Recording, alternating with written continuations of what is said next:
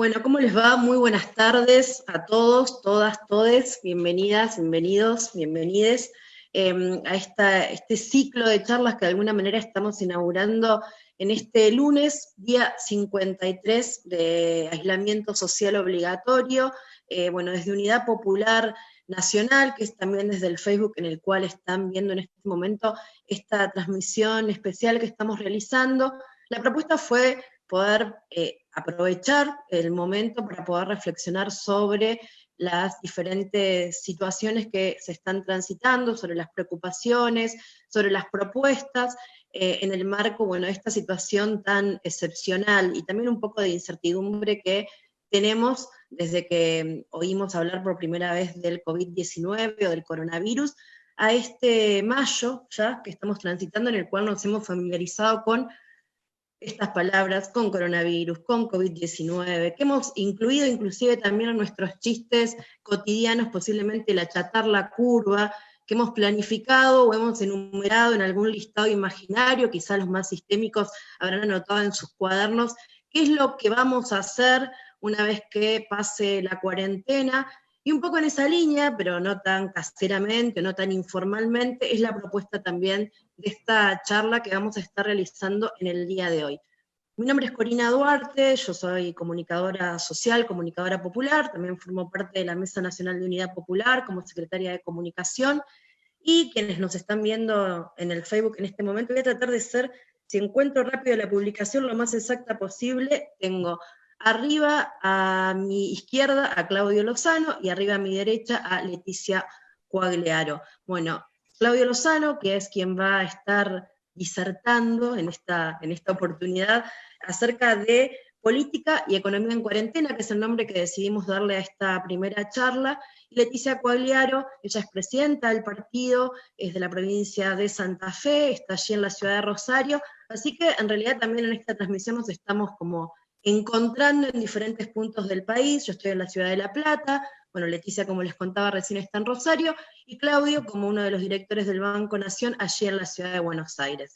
Bueno, arranca Leticia, si le parece, le damos también a ella la bienvenida y que pueda saludar a tantos compañeras y compañeros que están en todo el país, que se están sumando a esta transmisión y que están alentando a partir de las redes sociales también y acompañando esta iniciativa.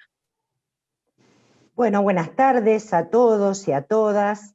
Desde el instrumento electoral por la Unidad Popular, en el frente de todos y de todas, y como presidenta nacional del partido, les doy la bienvenida a este ciclo de charlas, y saludo a todos y a todos los compañeros, los cientos de compañeros de todo el país, no solo de nuestro partido, sino muchos compañeros con los que venimos transitando desde hace mucho tiempo juntos. Unidad Popular es parte constitutiva del Frente de Todos, como tal derrotamos a Macri para poner fin a la pesadilla que sufrió nuestro pueblo, para terminar con ese modelo social y económico que sembró pobreza, desocupación, exclusión y dependencia, que endeudó al país por generaciones para beneficio exclusivo del capital financiero, miles y miles de millones de dólares que los argentinos ni vimos, ni veremos, pero que nos quieren obligar a pagar en el término de un siglo. Así que lo logramos, el pueblo lo logró el 14 de agosto y lo ratificó el 25 de octubre del 2019 con el triunfo de la fórmula Fernández-Fernández. Eso hizo que estemos en otras condiciones para transitar esta pandemia, con un Estado presente, con un Ministerio de Salud que volvió a ser ministerio, a la altura de esto que nos toca atravesar. Nosotros saludamos y acompañamos y somos parte de las medidas que nuestro gobierno ha adoptado para garantizar ingresos a aquellos que más sufren frente a las restricciones del funcionamiento económico. Ante todo decir que esta pandemia y el país que nos dejó Cambiemos ha puesto en relevancia el rol del Estado y de los trabajadores del Estado. Saludamos la importancia, la relevancia de la UH junto al sistema de asignaciones familiares y todas las medidas que se han adoptado para llegar al mundo, al gran mundo de la informalidad. Pero a través de los medios de comunicación hegemónica, de los dueños de la riqueza, nos tratan de convencer que al final de la cuarentena solo nos espera más pobreza, más desocupación y más dependencia. Nosotros no aceptamos eso, creemos que hay maneras, distintas formas de salir diferentes de esta situación tan extraña que nos toca atravesar. Así que el dilema no es salud y economía. Esto es una cuestión política, no económica. La crisis que estamos atravesando es política. Esta pandemia ha puesto en el centro de la escena el escaso valor que tiene la vida en el sistema capitalista. Y ha demostrado que el capital que está en los bancos no produce. Los que producimos somos el conjunto del pueblo trabajador. Por ello estamos alentando todos estos debates, porque valoramos el esfuerzo que nuestro pueblo está haciendo en esta cuarentena y porque al salir de ella creemos de que no queda otra que construir un modelo de país diferente donde se redisputa la distribución de la riqueza.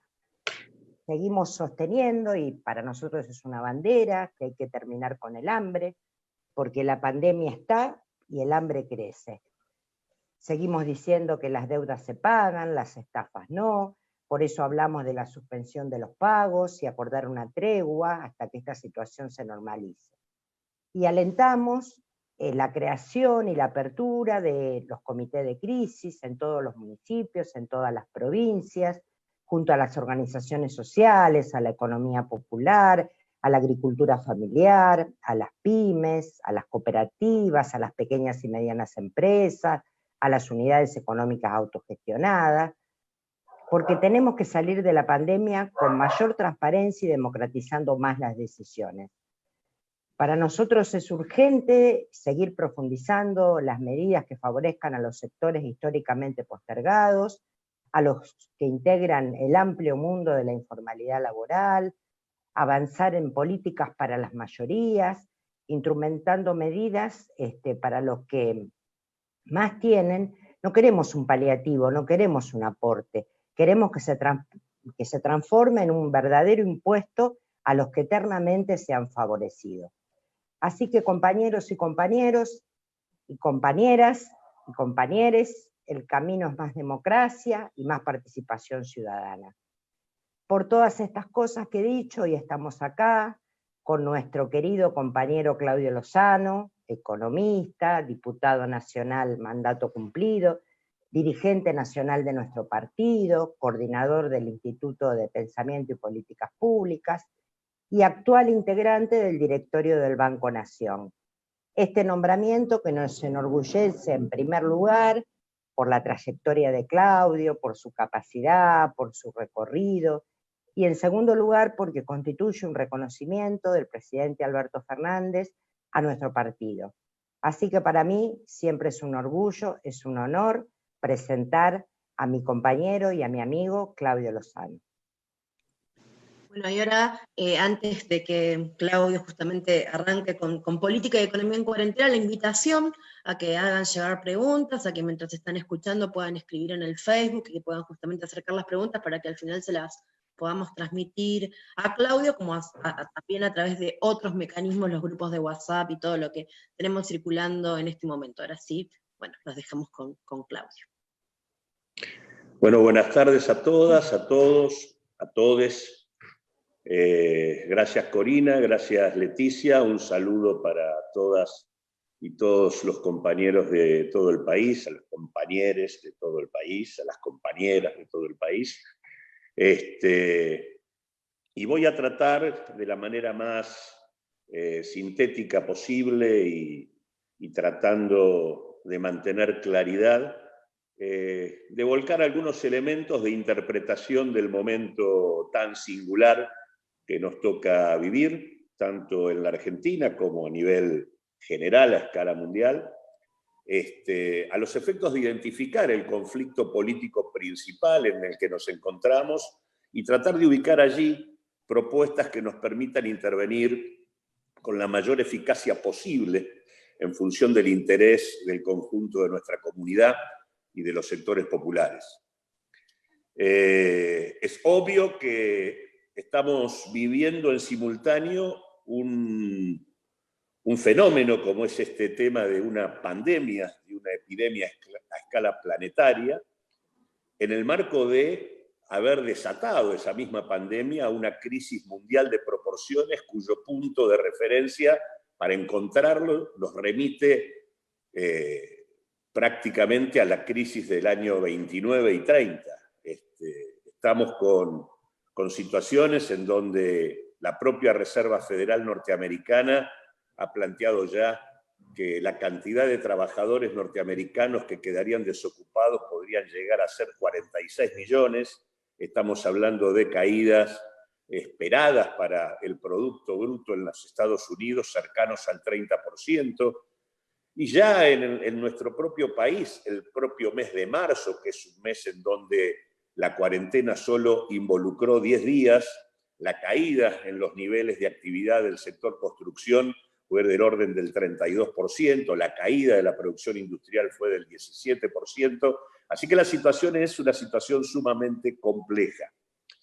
En este escenario, en esta coyuntura, nosotros tenemos un conjunto de propuestas que las voy a enunciar en sus rasgos centrales, algo dijo de esto Leticia, en sus rasgos centrales para luego explicarlas y tratar de no perdernos en el conjunto de los argumentos. Nuestra propuesta se sostiene en la idea de que es necesario garantizar un piso mínimo de ingresos para el conjunto de los hogares en este contexto en el que nos encontramos. Y esto se logra a través de una instrumentación de una renta básica de carácter universal.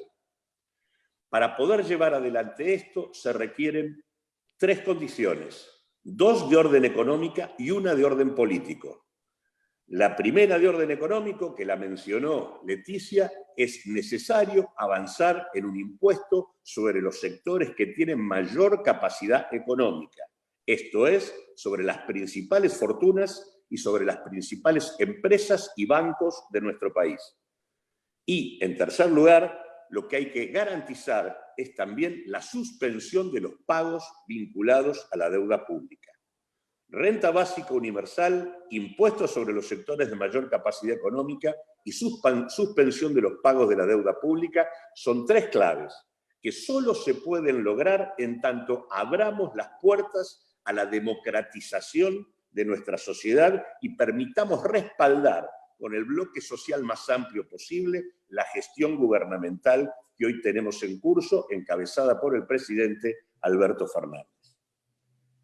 Si tratamos de identificar los conflictos centrales, deberíamos partir de lo ocurrido con la reciente definición, el viernes pasado, por parte del presidente de la Nación, respecto a tomar la decisión de mantener la cuarentena en el área metropolitana, en el AMBA, es decir, en la ciudad de Buenos Aires y en el conurbano bonaerense, y permitir el paso a una cuarentena administrada y gradual en términos de su apertura en el resto del país. Mantiene la cuarentena en el caso del área metropolitana, porque el área metropolitana es la responsable del 86% de los casos de coronavirus identificados hasta el momento. Es decir, casi 9 de cada 10 casos están vinculados a esta región del país. Región que, por otra parte, no solo es muy significativa en términos de que concentra buena parte de la población de la Argentina, sino que por ella pasa también buena parte de la actividad económica del país. Así que no es menor mantener este área en la situación de cuarentena. Pero esta definición tomada por el presidente Alberto Fernández, y que por cierto compartimos y respaldamos, ha sido una definición tomada en el marco de un conjunto de presiones permanentes y sistemáticas que en el último mes y sobre todo en las últimas semanas arreciaron por parte del poder económico en la Argentina. Es decir, para el poder económico ha sido central tratar de horadar la legitimidad de la cuarentena, pidiendo permanentemente la necesidad de la reapertura del sistema de negocios. ¿Por qué pasa esto? Para entender por qué ocurre, es imprescindible entender que la cuarentena, tanto a nivel mundial como en nuestro país, produce 2 efectos simultáneos. El primer efecto es que interrumpe el funcionamiento del régimen capitalista. La idea de acumular beneficios por vía de la producción para reinvertir y seguir acumulando beneficios, ese tipo de lógica de acumulación del capital es puesta en cuestión. Es decir, se paraliza el funcionamiento del sistema. Y el otro efecto que produce la cuarentena como instrumento para afrontar la epidemia que plantea el coronavirus es el tema de agrandar al extremo las desigualdades sociales existentes. Por lo tanto, de un lado implica la parálisis del sistema capitalista y del otro lado implica el agravamiento de las desigualdades existentes. Esto, de alguna manera, obliga a que entendamos que cuando se habla de interrumpir el sistema capitalista, en realidad, para decirlo en concreto, es parar la lógica de los negocios. En realidad lo que está pasando en simultáneo es, se caen ingresos, se paraliza la producción, se deprime en simultáneo tanto la demanda como la oferta de la economía, se interrumpen los pagos de deuda, tanto por parte de las empresas como por parte de las familias, se pinchan todas las burbujas especulativas y se pone al sistema en una situación que es una situación de espiral depresiva. Se va ingresando en una fase de cada vez mayor caída de la actividad. Y cuando digo que se agrandan las desigualdades, lo que estoy diciendo es que nunca como hoy apareció ante los ojos de todos la envergadura de la informalidad vigente en nuestro país, en donde se pudo percibir con absoluta claridad, con la puesta en marcha del ingreso familiar de emergencia, la cantidad de millones de personas que en la Argentina no tienen que ver con una actividad laboral formal. Prácticamente se presentaron al ingreso familiar de emergencia casi 12 millones de personas. Nunca como hoy apareció con tanta claridad la dificultad de poder llevar adelante la cuarentena frente a la situación de hacinamiento habitacional existente en importantes partes de nuestra población más vulnerable. Nunca como hoy quedó tan claro que no es tan fácil el tema de cumplir con uno de los criterios básicos, que es lavarnos las manos de manera sistemática y permanente cuando hay dificultades crecientes para el acceso al agua potable en muchos barrios de los sectores populares de nuestro país. Es decir, aparece con claridad la parálisis, por un lado, del régimen de funcionamiento capitalista y, por otro lado, se agrandan las desigualdades. Ahora, cuando pasa esto, de un lado un sistema que se interrumpe y del otro lado las desigualdades que acechan, aparece una absoluta necesidad, una imprescindible necesidad, que es el papel del Estado resolviendo algo que si no se interviene no se puede resolver. ¿Qué es lo que hay que hacer? Y por eso es la importancia, y lo dejo planteado ahora para explicarlo luego, por eso la importancia de una renta básica universal garantizada por el Estado. En un contexto donde se interrumpe el régimen de funcionamiento económico y la desigualdad aparece de manera brutal ante nosotros, el único actor que puede resolver cómo sostener las condiciones de vida desligándola del funcionamiento de la actividad económica es el Estado. Si el Estado no interviene para decir podemos garantizar la vida de nuestros habitantes más allá de la parálisis que sufre buena parte de la actividad económica, no hay modo de que tal cosa se resuelva. Y los fundamentos para llevar adelante la propuesta que estamos planteando son sencillos. Una renta básica de alcance universal es el mejor y más efectivo mecanismo para llegar a todos los sectores que se encuentran en situación de informalidad. Un impuesto a los sectores de mayor capacidad económica significa dar un paso en dirección a algo que la Argentina necesita desde siempre y que nunca se concreta, que es que el sistema impositivo de nuestro país sea más justo y que los que tienen fuerte capacidad económica aporten y sobre todo lo hagan en una situación de esta naturaleza. Y tercero, la suspensión de los pagos es absolutamente factible porque de hecho objetivamente los pagos se interrumpen a nivel mundial en un contexto de esta naturaleza, y porque nuestro país no tiene por qué tenerle temor a la situación del denominado default, porque la clave, el problema principal de los países que están en default es que no pueden acceder al financiamiento internacional. Pues Argentina hace rato que no accede al financiamiento internacional, por lo tanto, el costo de no acceder nosotros ya lo tenemos, no tenemos problema con ir al default para poder suspender pagos en caso de que los acreedores no acepten la propuesta que el gobierno les hace.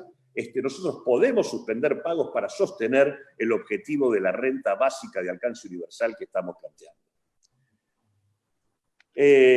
Por lo tanto, la necesidad de una renta básica de alcance universal se establece en función de la intervención de un Estado que debe desligar la posibilidad de garantizar las condiciones de vida del funcionamiento de un sistema económico que tiene hoy niveles importantes de interrupción.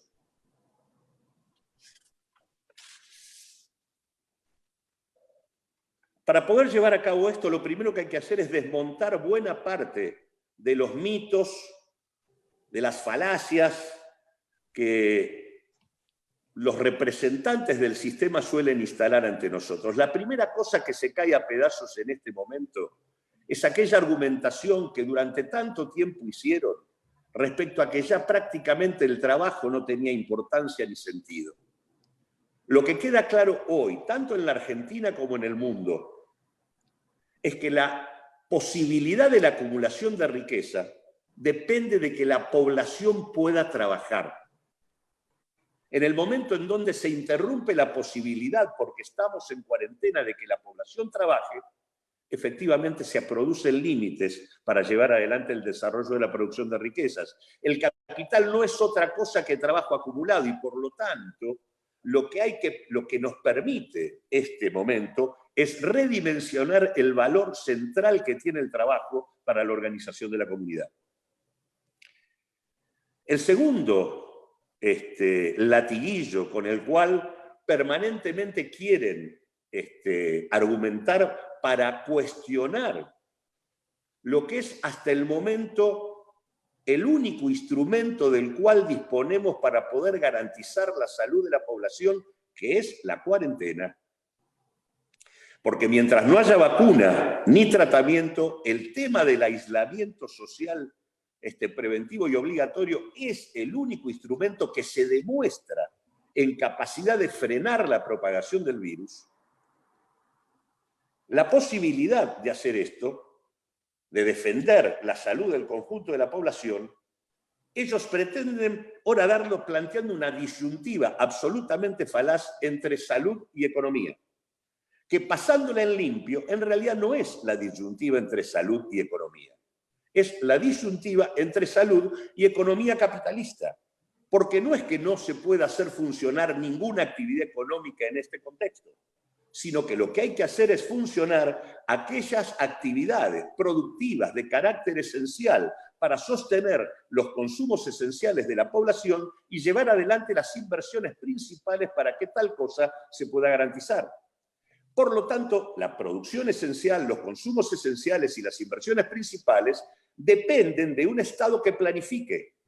Lo que no es cierto es que esto pueda ser llevado adelante por una economía de carácter capitalista cuyo objetivo es la acumulación de beneficios y no la identificación de producciones principales para necesidades que hay que sostener e inversiones centrales en función de dicho objetivo. Por lo tanto, no hay contradicción entre salud y economía si se organiza la economía bajo un criterio distinto que tiene que ver con defender el cuidado del conjunto de la población para garantizar que la salud la tengamos todos. El tercer elemento con el cual se plantea la discusión sobre el sentido común dominante y que en este contexto también hay que, de alguna manera, desmoronar, es el que tiene que ver con la cuestión del Estado. Es decir, en contextos de crisis del capitalismo, rápidamente aparece el debate sobre la importancia del Estado. Hoy, los cultores del neoliberalismo demandan la presencia permanente del Estado. Demandan que el Estado se haga cargo de sus pérdidas. Lo que nosotros tenemos que ser capaces es de dar un debate que permita discutir que la intervención del Estado no tiene que ver con socializar las pérdidas, sino con establecer las condiciones para que, superada la pandemia, podamos acceder a un estado de lo que puede denominarse una nueva normalidad, porque casualmente lo que hay que hacer es abrirle la puerta a condiciones de funcionamiento del mundo y de nuestra sociedad distintas a la normalidad anterior, porque es la normalidad anterior en gran medida la responsable del momento que estamos transitando hoy. Por lo tanto, el debate es, y la disputa política que hay hoy, la que confronta la decisión de un gobierno que priorizó la salud con la estrategia de un poder económico que en realidad presiona para que se vuelvan a abrir los negocios, no importa cuál sea el costo que en materia de vida se termine teniendo, esa confrontación, en esa confrontación hay que dar una disputa política sobre el tipo de intervención del Estado que efectivamente tenemos que garantizar. El establishment local en la Argentina, los dueños del dinero en nuestro país, han puesto en marcha distintos tipos de presiones, desde poner en marcha despidos significativos, como hizo el grupo Techín, como hizo la empresa Mirgor de Nicolás Caputo, los formadores de precios en el terreno de los alimentos o en el terreno de la higiene y de la salud, los bancos que no se deciden a prestar si el Estado no les garantiza absolutamente todo, las presiones sobre el dólar que se están dando en los últimos días, los bancos que utilizan parte de los recursos que se ponen para financiar a las pequeñas y medianas empresas como recursos para poder especular en el marco del mercado bursátil y sobre el tipo de cambio. Es decir, hay todo un conjunto de presiones dirigidas a tratar de torcerle el brazo a un gobierno que sigue privilegiando la importancia de defender la salud y que además se demuestra con toda claridad hasta aquí que ha sido la mejor decisión posible en el contexto en el que nos encontramos. Es más, los sectores del poder económico le están pidiendo al Estado argentino que se haga cargo de los sueldos de sus empresas, le están pidiendo que no les cobre impuestos, le están pidiendo que no emita y le están pidiendo que le mejore los términos de la propuesta a los acreedores de la deuda. Es decir, le están pidiendo de todo, cuando claramente no son esos los términos para poder resolver la situación. Y lo hacen además en el marco de una serie de cuestionamientos que se instalan a través de los medios de comunicación hegemónicos que empiezan a decir, por ejemplo, que estamos frente al gobierno de los científicos o de los médicos, y que por lo tanto hay que darle lugar a los expertos en materia económica, y esos expertos en materia económica que deberían ser una suerte de comité que también asesore al presidente de la Nación, tendrían que estar Melconian, Broda, algunos han hasta llegado a hablar de que sería importante convocar a Cavallo, es decir, nos hablan de Redrado, hablan de aquellos que en realidad tienen demasiado que ver con los problemas que la Argentina ha tenido durante toda esta historia reciente y que definen las dificultades que tenemos hoy. Y además los medios permanentemente instalan una pregunta, como una suerte de gota que va cayendo permanentemente tratando de horadar la piedra, que es ¿cuándo se termina la cuarentena? Esta es la pregunta permanente. ¿Cuándo se termina la cuarentena? Porque la cuarentena no se puede sostener.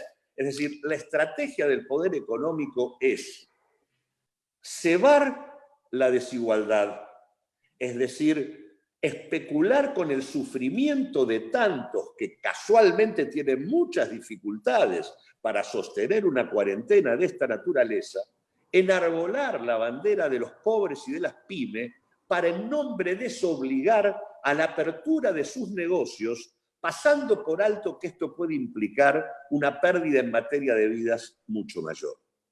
Tanto a nivel mundial como aquí en la Argentina parece con absoluta claridad que no le importa un bledo al régimen del capital el tema de la vida de la gente. La experiencia de los Estados Unidos, de Italia, de España, digamos, en parte de Francia o en parte de Inglaterra, están mostrando con toda claridad, y las demandas del poder económico en la Argentina, lo que está pasando en Brasil, están demostrando que les importa muy poco, en el marco de la crisis de sus negocios, el tema de lo que pueda pasar con la vida de nuestro pueblo. Por lo tanto, frente a este marco en donde la interrupción del régimen de funcionamiento del capitalismo y por lo tanto la parálisis de los negocios y el agigantamiento de las desigualdades, en ese contexto es imprescindible que el Estado intervenga garantizando una renta básica de alcance universal. Y frente a la pregunta con la que permanentemente plantean el intento de debilitar al gobierno, que es cuándo se termina la cuarentena, nosotros, como propuesta política, tenemos que seguir insistiendo que el debate es cómo se transita y se sostiene la cuarentena todo el tiempo que sea necesario para derrotar la propagación del virus, que va a ser en ese momento donde podamos ir saliendo de manera planificada para la construcción de una nueva normalidad en la Argentina. El debate no es cuándo se termina, sino cómo se transita y se sostiene esta situación, que es el mejor instrumento que hemos identificado para poder preservar la salud de nuestra gente. En ese contexto, para poder anotar cuáles son las políticas que son necesarias para poder sostener este tiempo de cuarentena, hay dos grandes dimensiones que hay que transitar. La primera tiene que ver cómo llegamos con los ingresos que garantizan las condiciones de vida de la población a toda la población que se encuentra en situación de desempleo e informalidad hoy. Esa es la primera definición. Y la segunda es cómo se logra mantener y que no se destruya la capacidad productiva y económica que la Argentina tiene. Cómo defendemos que puedan sobrevivir las unidades productivas y económicas que nuestro país tiene.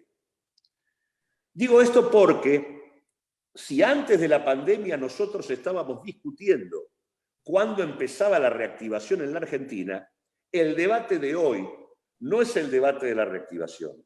El debate de hoy es cómo se contiene la situación para estar en las mejores condiciones en el momento en que termine la pandemia y podamos iniciar un proceso de recuperación.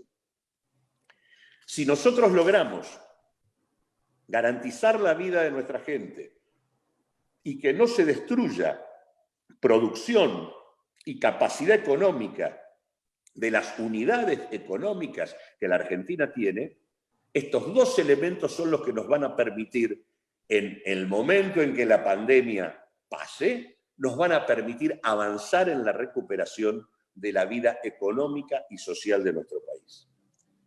Para hacerlo en este sentido, nosotros proponemos que para garantizar que le llegue el dinero suficiente a las familias que se encuentran en situación de desempleo e informalidad, es que nosotros planteamos la necesidad de una renta básica de alcance universal para afrontar la emergencia, que tiene que ser el punto de partida para sentar las bases de un ingreso universal que se debe sostener luego. Ahora, ¿qué quiero decir con renta básica universal? Es decir, hay que terminar en este contexto con esta idea que es en la que de alguna manera, tratando de resolver el problema, se ha venido manejando hasta aquí el gobierno. El gobierno ha venido tratando de cubrir los problemas que se van presentando, pero en tanto no se lleva adelante una estrategia de alcance universal y todos los mecanismos que se ponen en funcionamiento son instrumentos de emergencia a través de algunos bonos, o la tarjeta alimentaria que incluye a determinado tipo de sectores que cumplen determinadas condiciones, o la asignación por hijo que viene de la historia reciente de la Argentina, pero que también tiene condicionalidades, o el ingreso familiar de emergencia que también supone la existencia de condiciones. Esto siempre va dejando gente afuera. Y si hay algo que no puede ocurrir en este contexto, es que quede gente afuera. Por eso es que hay que modificar el carácter transitorio y segmentado que tienen las políticas sociales actuales y reemplazarlo por un planteo de completa universalidad. Para que se entienda, la asignación universal por hijo, a pesar de su existencia, como tiene un conjunto de condicionalidades, es decir, no se puede acceder a ella si alguien de la familia tiene determinado clan social. En realidad, si no se presentaron los certificados de salud y escolaridad, tampoco se puede acceder a la asignación universal por hijo. Y así sucesivamente, digo, si se tiene más de 5 hijos, ya el sexto no se cobra.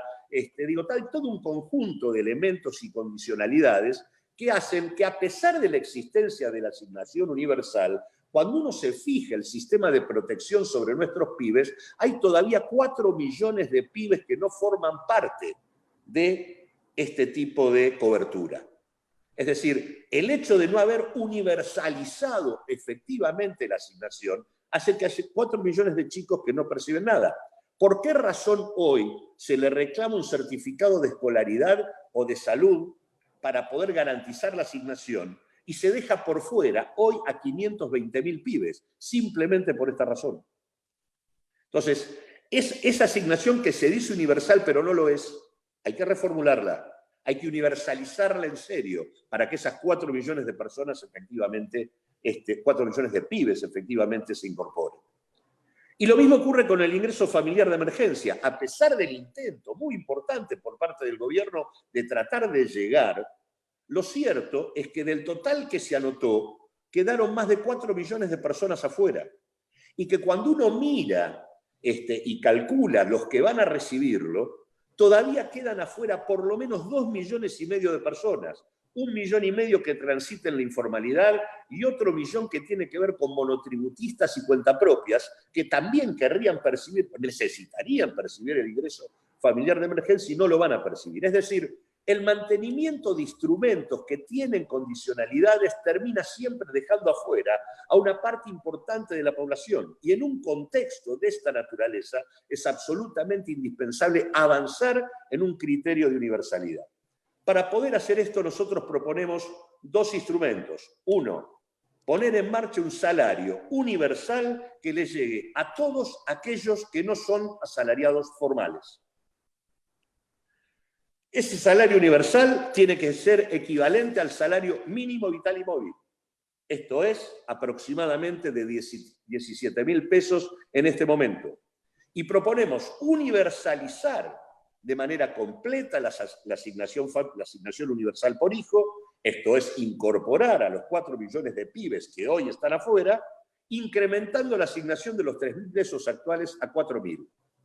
Esta sola definición de un salario universal para todos aquellos que no son asalariados registrados, que por lo tanto incorpora a todo el cuentapropismo más toda la informalidad y el desempleo, de equivalente al salario mínimo, más una asignación de 4.000, define, por ejemplo, que para todo hogar tipo, un matrimonio con 2 pibes, o una pareja con 2 pibes, estamos hablando de 42.000 pesos como piso para todo hogar. Es decir, salario universal para todos aquellos que no son asalariados registrados, y efectiva universalización de la asignación por hijo e incremento de 1.000 pesos en esta asignación de 3.000 a 4.000 pesos. La viabilidad de esta estrategia tiene que ver con el hecho de asumir que necesitamos para financiar esto, asignar apenas el 3,2% del Producto Bruto Interno de nuestro país. Si no estamos hablando de magnitudes exorbitantes, y esto se puede lograr a través de 3 mecanismos. Uno, el mecanismo que el Estado tiene, que es poder crear moneda, es decir, lo que se suele denominar emisión. 2, el impuesto a los sectores de mayor capacidad económica. Y 3, suspendiendo los pagos. En tanto se suspendan por completo los pagos y se cobre en serio el impuesto a los ricos, casi te diría que no es necesaria la emisión. Si los ricos no quieren pagar y no se suspenden los pagos, la emisión sería más necesaria.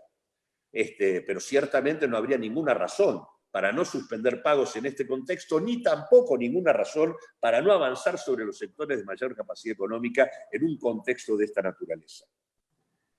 Cuando digo ir sobre quienes detentan riqueza en la Argentina, es bueno dejar en claro que de acuerdo a la información existente a nivel mundial, y existen importantes consultoras que trabajan con las declaraciones juradas de las principales fortunas del mundo y que trabajan con la identificación de la riqueza a nivel mundial, con la información completa del sistema financiero y demás, estas consultoras que tienen publicaciones muy importantes nos indican que en la Argentina hay 114.000 argentinos que detentan un patrimonio superior al $1.000.000. De estos 114.000 argentinos hay 1.040 argentinos que tienen un patrimonio superior a los $30 millones y hay 11 argentinos que tienen una fortuna superior a los $1.000 millones. La información mundial nos dice que hay 114.000 con más de $1 millón de patrimonio. La AFIP en nuestro país tiene registrados solamente 32.000. La diferencia es la práctica permanente que las principales empresas y bancos llevan adelante en el país y que permite el no registro y la fuga de buena parte de las fortunas que se acumulan. Por lo tanto, lo que nosotros proponemos es cobrar sobre los 32.000 que la AFIP tiene registrados, modificando y subiendo un poco la alícuota de bienes personales sobre los ricos registrados en la Argentina, y definir que la información mundial disponible nos está diciendo que hay renta y patrimonio presunto acumulado por estos mismos sectores y que como no se lo podemos cobrar por lo que está registrado a nivel patrimonial, se lo vamos a cobrar con una alícuota sobre las 119 empresas y los 11 bancos que han acumulado beneficios extraordinarios durante los últimos años de la Argentina.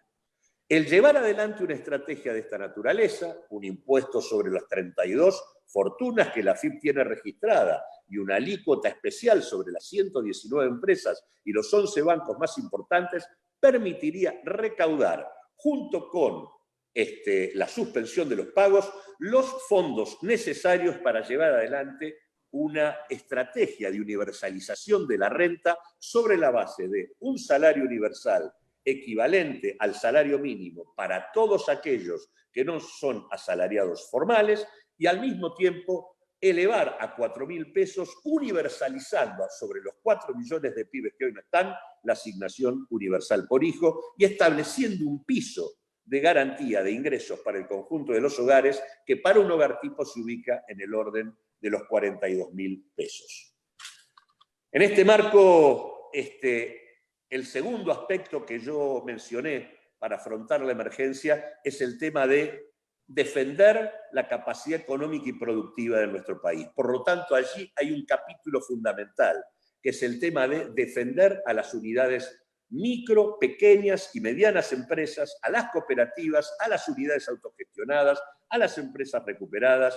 Digo, estas deben tener tanto una asistencia directa del Estado, básicamente cubriéndoles la nómina salarial de sus trabajadores, como también una apoyatura en términos de regulación que les permita seguir recibiendo los servicios públicos a pesar de no poder pagar las tarifas, es decir, las empresas que prestan los servicios públicos deben absorber lo que es el impago de las tarifas en este contexto, garantizar la prórroga del pago de alquileres y financiarles el capital de trabajo.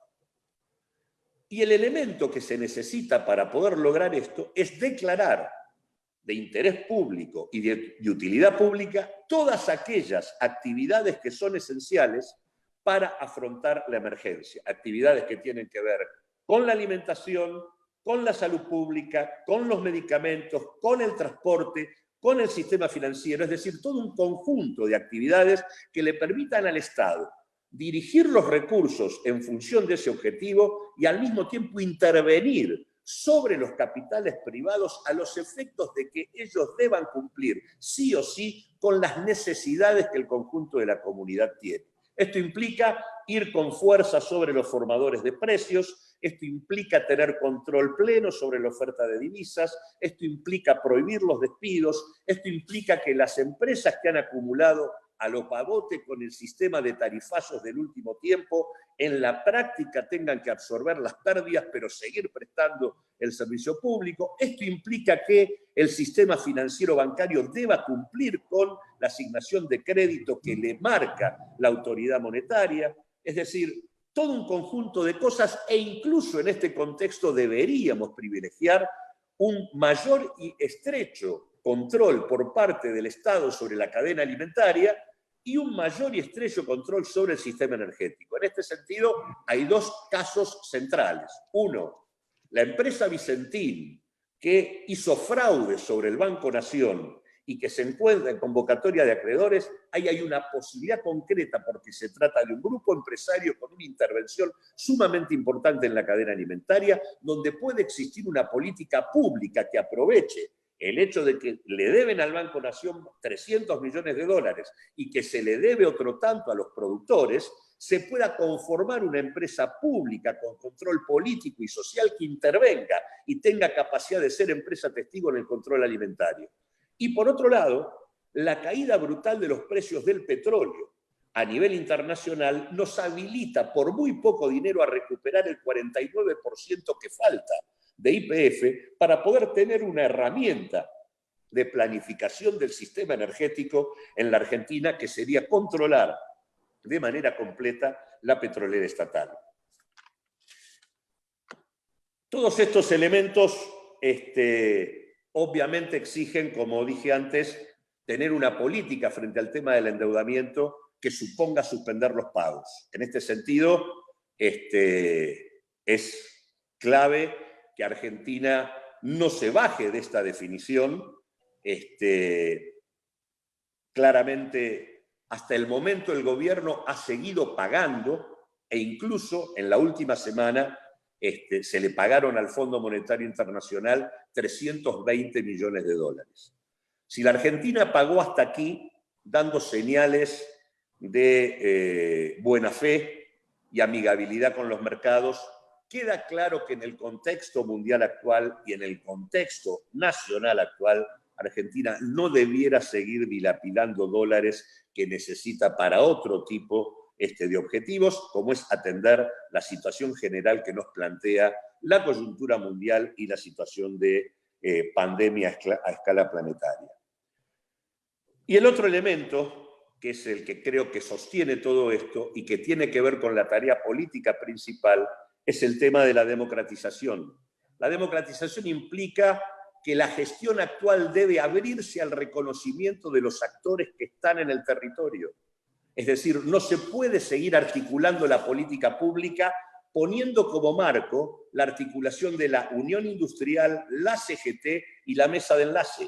Queda claro que en ese trípode hay muchos actores sociales que hoy tienen que ver con la realidad de la Argentina que quedan por fuera de la discusión. No se puede articular efectivamente la política pública si ese es el marco restrictivo en el cual se asienta la discusión de la gestión gubernamental. Es obvio que los millones que están por fuera del circuito formal poco tienen que ver con la estructura actual del sindicalismo CGTista. Es obvio también que parte del sistema sindical actual tiene un conflicto con la libertad y la democracia sindical para expresar al conjunto incluso de los trabajadores registrados. Es obvio que la Unión Industrial no expresa la realidad de la pequeña y mediana empresa e incluso diría que ya expresa poco en términos industriales porque su conducción tiene que ver con los responsables de la formación de precios en la cadena alimenticia. Quien conduce hoy la Unión Industrial son los sectores, el oligopolio alimenticio de la Argentina. Y está claro que no está comportándose de la manera que corresponde en un contexto como el actual.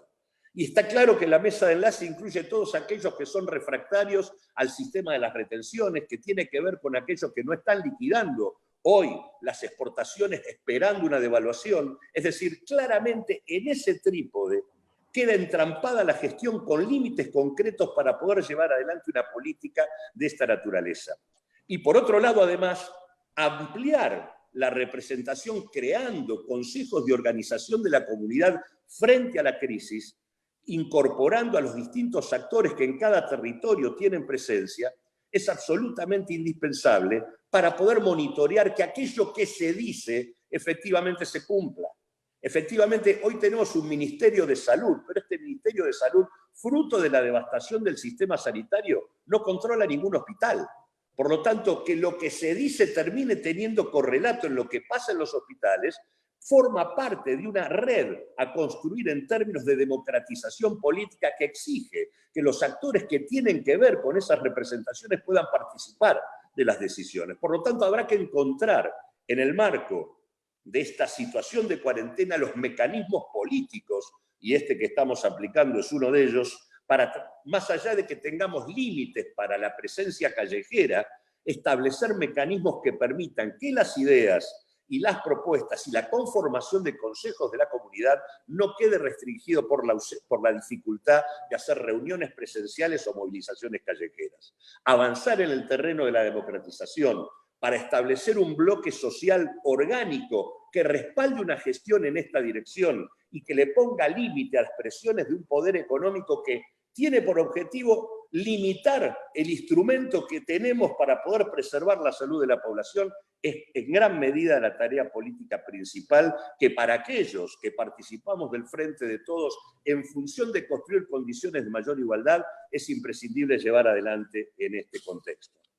Y me parece que es muy importante entender que la fase última, como la ha denominado el propio gobierno, la fase última de la cuarentena, que es la de la nueva normalidad, que sea una nueva normalidad depende de la capacidad de disputar política y socialmente que tengamos en este contexto y que podamos instrumentar en este contexto. Es decir, necesitamos abrir condiciones para un tipo de sociedad diferente, futura, porque la normalidad de la que venimos ha tenido que ver con lo que está ocurriendo. Incluso más allá de las consideraciones sobre la relación que pueda tener esta pandemia con algún tipo de guerra bacteriológica, lo que está claro es que la salud de la humanidad no es independiente de la salud del planeta y está claro que hay una lógica de funcionamiento del capital que pone en crisis el ambiente y que devasta el sistema ambiental en su conjunto. Y el caso argentino es un caso paradigmático, porque Argentina está atravesada por el agronegocio y está claro el impacto deleterio que el agronegocio tiene sobre el cambio climático y está claro también que el sistema industrial de producción de alimentos tiene fuerte relación con los mecanismos que hacen posible el salto de virus de esta naturaleza de los animales a los humanos. Es indispensable entender que el fracking y los impactos que el fracking tiene o la megaminería a cielo abierto. Argentina es en ese sentido una suerte de organización económica donde la exportación de veneno combinado glifosato con cianuro tienen un papel central dentro del perfil exportador de nuestro país. Está claro que Argentina debe revisar las características de su especialización productiva y poner en marcha un proceso de transición hacia otro orden. Y sobre todo en un contexto donde además, para todos aquellos que pensaban en una rápida salida exportadora sostenida, en una economía mundial pujante y en donde la Argentina se iba a incorporar a esa salida exportadora vía el impulso de los dólares procedentes de la exportación de vaca muerta, si hay algo que está clausurado a través de los precios del petróleo hoy y demás, es la posibilidad de que esto tenga algún tipo de posibilidad. Argentina tiene hoy la posibilidad de volver a demostrar que puede vivir con lo propio, del mismo modo que lo hizo cuando salió del default anterior en el final de la convertibilidad, en el marco de lo que fueron los primeros años de la experiencia kirchnerista anterior. Nosotros estamos en condiciones de hacer otra cosa para construir una nueva normalidad. Ese es el desafío político en el que nos encontramos y para eso renta universal con un salario universal y una asignación por hijo, impuestos sobre los sectores de mayor capacidad económica, suspensión de los pagos y democratización son las claves de una perspectiva política en donde nosotros tenemos que intervenir eficazmente para respaldar la gestión actual, porque hemos tenido una decisión sabia del presidente frente a todas las presiones que sigue privilegiando el interés de la salud de la comunidad por encima de cualquier interés sectorial, pero al mismo tiempo también tenemos una serie de hechos que ocurren con la gestión de gobierno que son preocupantes. Es preocupante que esta semana, cuando todavía no le llegó a una parte muy importante de los sectores de la informalidad ni el ingreso familiar de emergencia de abril, hayamos pagado 320 millones de dólares al Fondo Monetario Internacional. Cuando no hemos resuelto la situación de cooperativas, empresas recuperadas y demás, estemos en una situación de esta naturaleza. Está claro que los alimentos no están llegando en orden y tiempo como debieran llegar. Por lo tanto, me parece que en este contexto hay una decisión gubernamental general que nos da margen para intervenir propiciando medidas y definiciones políticas que permitan aceitar los mecanismos para que la Argentina termine la pandemia del mejor modo y pueda iniciar un proceso de recuperación hacia una nueva normalidad que ciertamente necesitamos.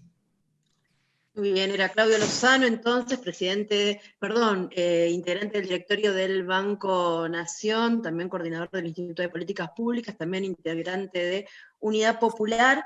Saludamos, bueno, hay muchos compañeros y muchas compañeras que están conectadas, que están enviando sus saludos a través del Facebook. Destaco algunos antes de pasar a las preguntas.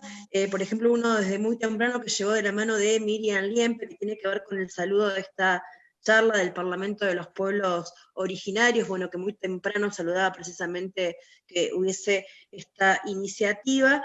Y hay muchas preguntas que están fundamentalmente ligadas a la renta básica universal, algunas que inclusive se hacían en el arranque de la charla, que después en el transcurso propio de la charla ya avisaban los compañeros que se habían dado por respondidos en relación a ella, pero voy a leerte algunas, Claudio, y las voy diciendo todas juntas para que vos más tarde puedas encontrar la forma de ir respondiéndolas hilvanadamente, estimo. La primera tiene que ver con una que es una compañera, una colega, Rosalina, quien aprovechamos también para mandarle un saludo cordial, y es que te pregunta a qué atribuís el avance de medidas como la asistencia de emergencia al trabajo, que asiste a los empresarios y que se enfrió, dice ella, el debate, o que enfrió el debate sobre el impuesto a la riqueza. La otra pregunta es cómo se logra que los bancos respeten las decisiones del gobierno, ya que dicen en algunos casos descontaron comisiones y deudas del ingreso familiar de emergencia. Otra plantea que la renta básica universal supone un mayor consumo y por lo tanto una mayor producción. ¿Cuánto puede significar para el fisco el ingreso en conceptos de impuesto al consumo? También otra que dice, bueno, con respecto a las rentas, en el caso que no prospere el no pago de la deuda y para no caer en la emisión de billetes, ¿cómo cree que se podría generar el dinero suficiente para financiar esta iniciativa? Bueno, como decía al principio, la mayoría tiene que ver justamente con la renta básica universal, y a ver, tenemos otra más que, por ejemplo, habla de que hay 42.000 millones que no lo garantizan las multinacionales, menos las pymes al sector formalizado. Y tampoco dicen otros integrantes del sindicalismo tradicional de la CGT lo lograron. Bueno, hay desde preguntas hasta apreciaciones personales. Otra es, no me quedó claro la última. Es que en realidad tiene más que ver con una apreciación personal sobre las multinacionales y la representación que va de la mano de la Confederación General del Trabajo. Otra, por ejemplo, de Isabel Rauber, que dice que pagar la deuda en las actuales condiciones es suicida y que esto no debe hacerse y que hay un apoyo total a las propuestas enunciadas recién. Vos decime cuándo parar, que te estoy haciendo cuando sean demasiadas, me lo advertís porque las voy leyendo mientras las tengo además en otros formatos. Adriana Romero pregunta, ¿qué pasa con el sector sojero? ¿No deberíamos avanzar sobre el control de la acumulación de granos? Alicia Reilly pregunta, ¿crees que están dadas las condiciones para recuperar YPF y que es posible declarar de utilidad pública a Vicentín? ¿Hay voluntad o intención en el gobierno para hacerlo? También Renzo Aguemo pregunta cuáles son las reacciones del capital. Cada uno podría prever si se decide suspender los pagos, como así también investigar y auditar el fraude de la deuda. ¿Cuáles, preguntas, serían las embestidas posibles y cómo contrarrestarlas? Estas son algunas, hay muchas más, pero no sé si querés arrancar con algunas para que no se... Bueno. Para que no nos caiga la madrugada en la charla. Respecto a la primera que hablaba del programa de asistencia al trabajo y la producción, está claro que esto nació como un programa dirigido a asistir a la pequeña y mediana empresa, estableciendo una vía que eludía las restricciones y las limitaciones que tiene el sistema financiero para atender a la pequeña y mediana empresa. Y establecía la cobertura salarial completa por la mitad o en un 25%, de acuerdo al tamaño de la empresa, hasta 100 ocupados. La verdad es que yo creo que era un programa interesante, ese programa, porque aparte, efectivamente, las pequeñas y medianas empresas no logran financiamiento a través del sistema financiero, y para atenderlas de manera urgente e inmediata, que sea a través de manera directa del Estado, parece lo lógico. Ahora, lo que también es cierto es que en el último tiempo, del mismo modo que, como dije antes, el gobierno habla de suspensión de pagos, pero le pagó en la última semana al Fondo Monetario Internacional, por eso hay que tratar de terminar con este tipo de situaciones.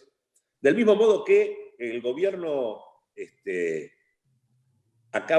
definiendo un barril criollo para las petroleras de $45, cuando en la práctica el costo de extracción más una ganancia normal no supera los $24 o $25 en la Argentina, y en realidad le estamos pagando 45 cuando el precio internacional está en torno a 30. Es decir, estamos subsidiando a las petroleras en este contexto, lo cual tampoco parece justificable.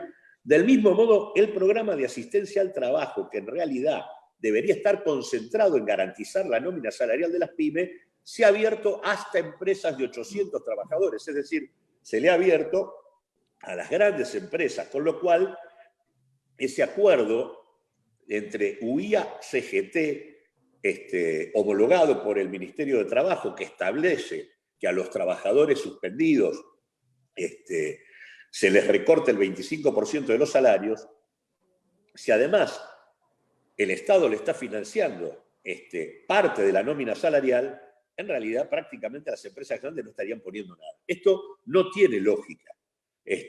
La lógica es que aquellos que tienen capacidad económica aporten en la emergencia. Francamente, creo que en este sentido hay del mismo modo que digo, hay una sabia decisión a nivel presidencial para privilegiar la prioridad de la salud frente a la permanente embestida de los sectores de mayor poder económico. Se observan un conjunto de definiciones a nivel de la gestión gubernamental que no son las mejores en función del objetivo que habría que tener y defender en este contexto.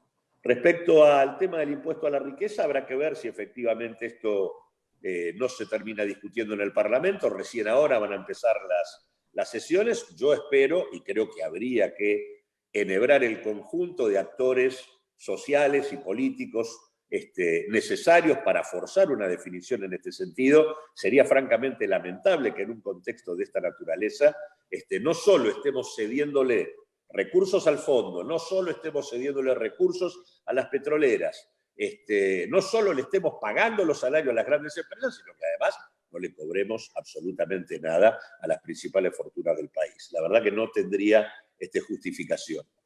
Para que los bancos respeten, hay que penalizarlos. Hay que establecer penalidades en el costado que más le duele, que son sus ganancias. Eso es factible hacerlo, el Banco Central tiene todos los elementos para hacerlo, lo que tiene es que aplicarlos. Y de últimas, hay dos medidas que podrían tomarse de manera transitoria. Uno podría hacer que el Banco Central centralice todos los depósitos existentes hoy a nivel del sistema financiero y haga que durante la emergencia las entidades financieras actúen por cuenta y orden del Banco Central, estableciendo el Banco Central a quién se le presta, qué tasa se le presta y con qué monto y con qué direccionalidad. Esta es una variante. La otra variante es, si los bancos tienen pesos que no están asignando como corresponde, el Estado puede colocarle un bono obligatorio, capture esos pesos y con eso tenga recursos para asignarlos de manera directa por vía de la política estatal. Respecto al tema de la deuda, digamos, yo la verdad es que creo que nosotros tenemos todo a favor para suspender los pagos. En primer lugar, porque el contexto mundial facilita esto. El propio presidente de la Nación ha relatado sus conversaciones con alguien como Jeffrey Sachs, que le ha dicho que no se preocupe por un eventual default, porque la cantidad de default que van a existir a nivel mundial en función de la situación que se vive hace que esto sea absolutamente irrelevante. En segundo lugar, porque la Argentina ya demostró que puede salir de un default de manera virtuosa. Ocurrió luego de la convertibilidad.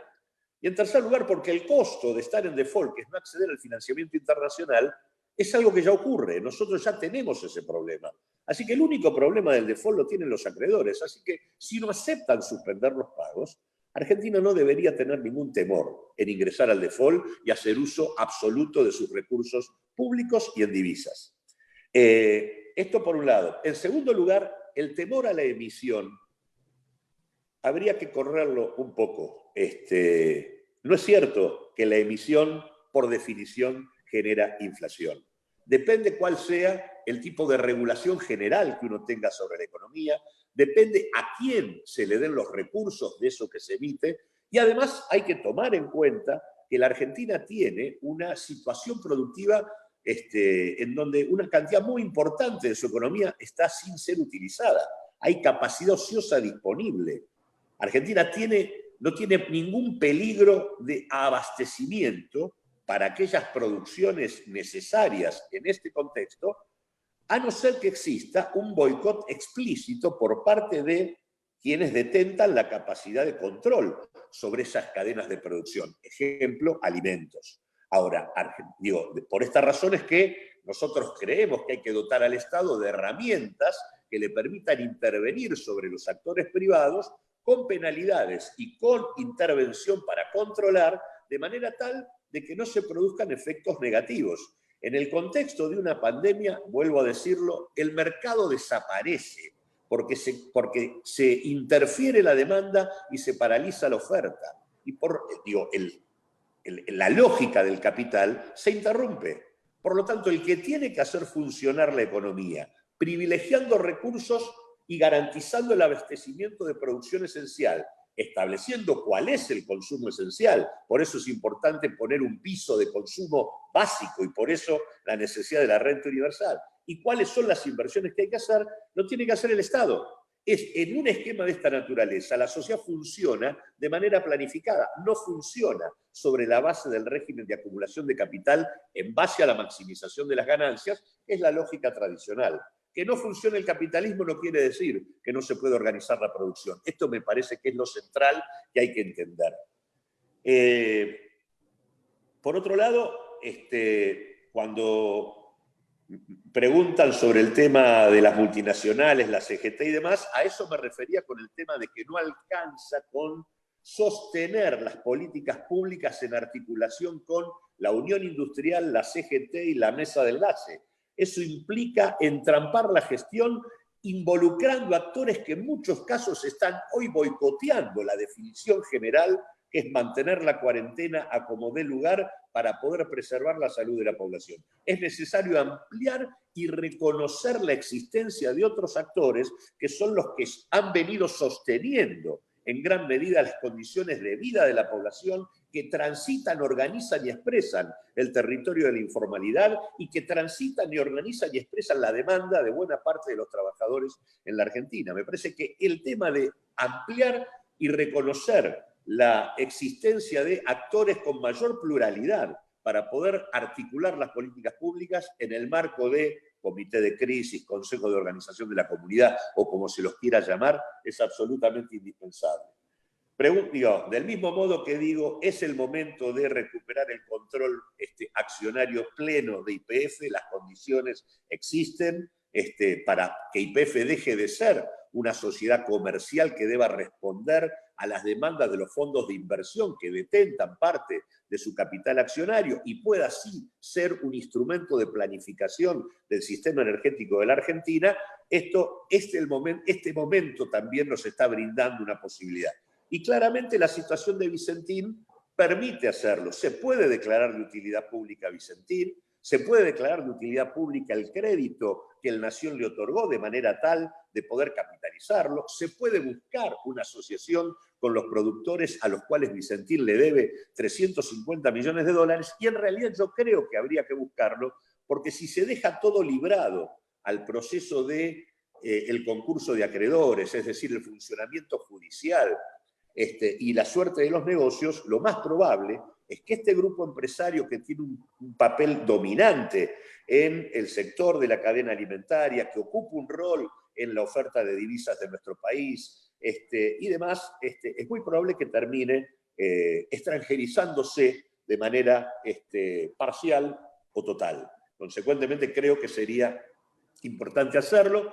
Creo que es parte de la tarea de aquellos actores que dentro de la coalición hoy que gobierna, pretendemos una salida que privilegie el interés de construir una nueva normalidad en la Argentina distinta a la que precedió el momento en el que hoy nos encontramos. Así que en este sentido, estas propuestas tienen que ver con alumbrar y encaminar una tarea política de articulación con otros actores para privilegiar lo que hay que privilegiar. Hay que privilegiar, garantizar el ingreso en términos de la informalidad, hay que privilegiar, recuperar control sobre precios, divisas, energía, alimentos. Digo, esto es lo que nos permite recuperar condiciones para que, terminada la pandemia, la forma de salir y de recuperar actividad en la Argentina sea mucho más efectiva y mucho más justa.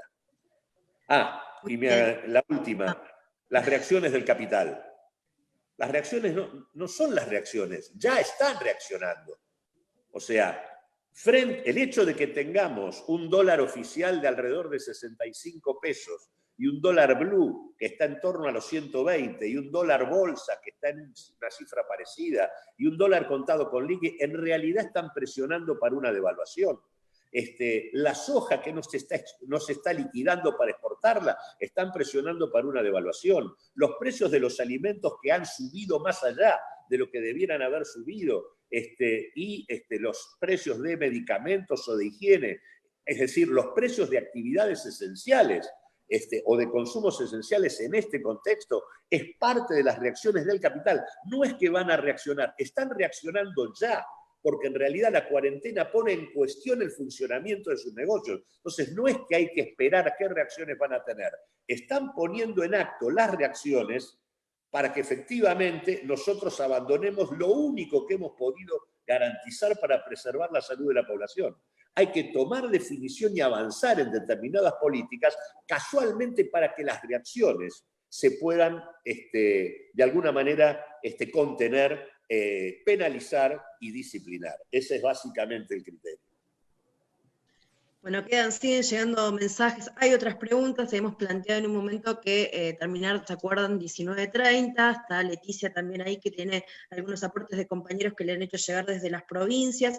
Hay saludos, por ejemplo, dice Rodolfo Aguiar desde Río Negro, qué importante, cuánto volumen y cuántos datos duros, argumentaciones que entusiasman.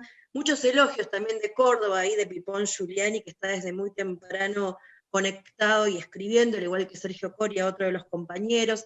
Lo mismo desde Neuquén, Raúl Dogrusín, desde Tierra del Fuego también Daniel Moreno. Tenemos compañeros también desde Jujuy que estuvieron escribiendo desde muy temprano, desde Misiones. Y Leticia, vos también tenías otros saludos y otros mensajes de otros compañeros que te habían estado haciendo llegar a tu teléfono. No, saludos tenía, las preguntas ya fueron contestadas, desde La Rioja, desde Misiones, hay muchos compañeros desde Jujuy, se han dado por contestados los compañeros, así que son saludos. Bueno, también Leonor Cruz desde Tucumán, lo mismo, ella también hacía el mismo planteo y expresaba su preocupación acerca de los compañeros y de las compañeras que habían quedado afuera de la IFE. Bueno, en la misma línea también manda sus saludos otra compañera Celeste, abogado allí desde la provincia de Mendoza, que también está desde muy temprano atenta y acompañando esta iniciativa.